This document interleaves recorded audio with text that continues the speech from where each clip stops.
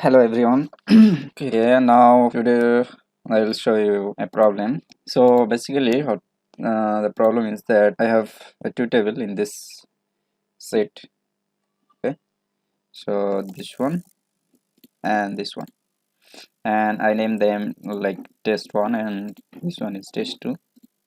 Now, what I want that I want to append this table, but the problem is that maybe we have 5 or 10 or 15 tables like this, and making different queries and then append them. It's not a good choice for this. So final output would be like this. So it's just append the data. Okay. So let me go to the query. We can use the first step that we can use that excel.current workbook, and it will list all the table and name range. So this is table 1, table 2. I have another table and different approach, query 3, test 1, test 2, query 1, query 1, 2. So it will list all this. So I need to filter this by the table name, so that is test. So I'm just filtering this by the test keyword if it has the test keyword. Okay, so each text dot contains, so it will filter the table. So now I have this first table test one, and the second table this one. Okay, now I just remove that column which contains the table name. So now I can use this expand button options, right? So this will expand, so I can get rid of this, use original column name as prefix. So I did that. So expand content. So if I want to show you that, so this is it.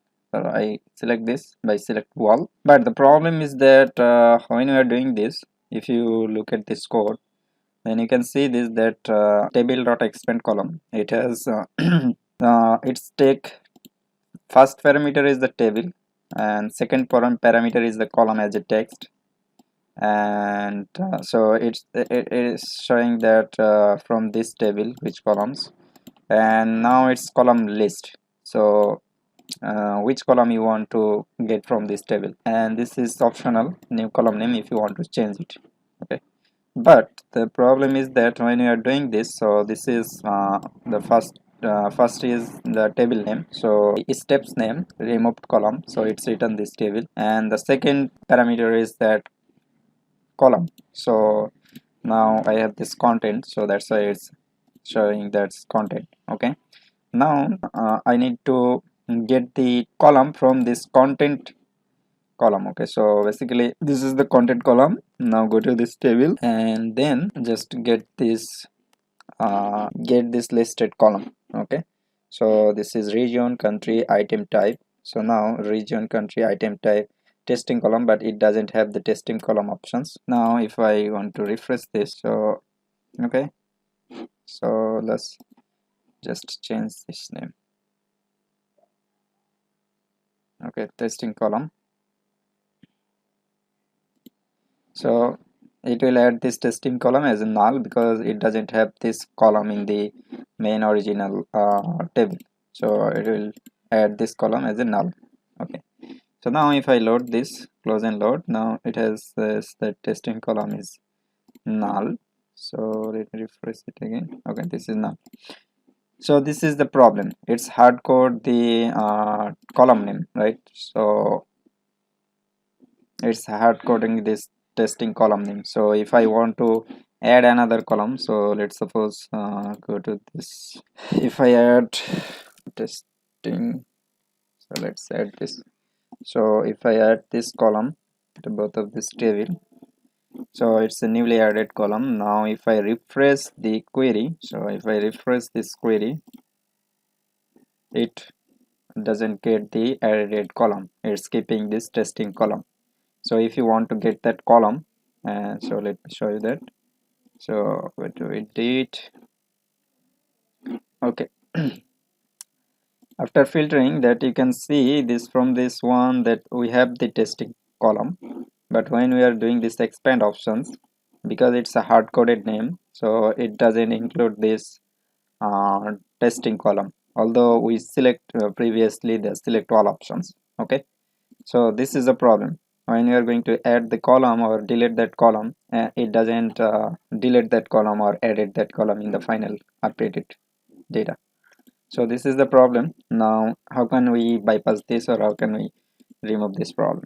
So let me go to this one. Now it has this testing.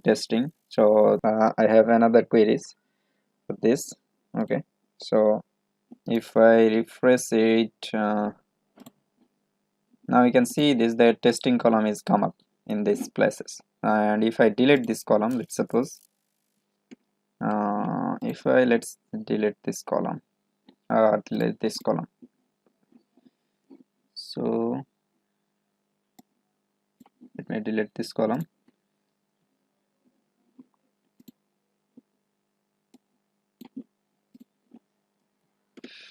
Okay, so now the testing column is gone. So if I refresh it in this table, now you can see this, the testing column is gone too. But if I refresh it from here, it will always keep the testing column in item type because it doesn't add that. So let me delete another column. So let's suppose if I delete this item,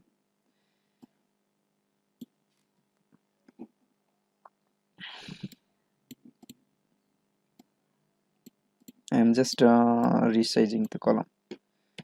Okay, so now if I refresh it here, so as this column is deleted, so it's updated in these places. But if I go to this query 3 and if I refresh it, so it's just putting this null because it's hard-coded name. Okay, so this is the problem. Now how can we bypass these things? Okay, so let me add that column again. So this is good. Okay, so its table is expanded, good. Let me refresh it again. Okay, it's coming up. Okay, so how can we do this? Let me show you that in this query. Okay, the first two or three step is same. So first source, then we are filtering by the test keyword, and then we just remove that column. Now in these steps you cannot find that gear button, this button, and you can select column. Okay, and if you see this code, so let me explain it. So table.expand column, it's same things, and we need to provide the table. So it's the previous step, so removed column, and then we need to provide the column from where we want to get this. So if I go to this one, so you can see this content, so same things and content. Now we need to provide the column name using another function that is table.column name. So this function return columns from a table. Okay, so and now what we need to get that we need to go to this table, then we need to go to this content column, then we need to go to this first table, and then we need to get this column name, right? So remove.column, this is the previous step, so it's representing the table. Then we are going to that column, so the first column is content, then we are going to the first row, that is 0, because Power Query is 0 base index. So it will return the column from the first table. Okay, so it will return from this region, country, and item type, and same things in this new column name because we are not changing this column name. So that's it. And if I refresh it, now you can see this. And if I add another column, let's suppose I already did this, but for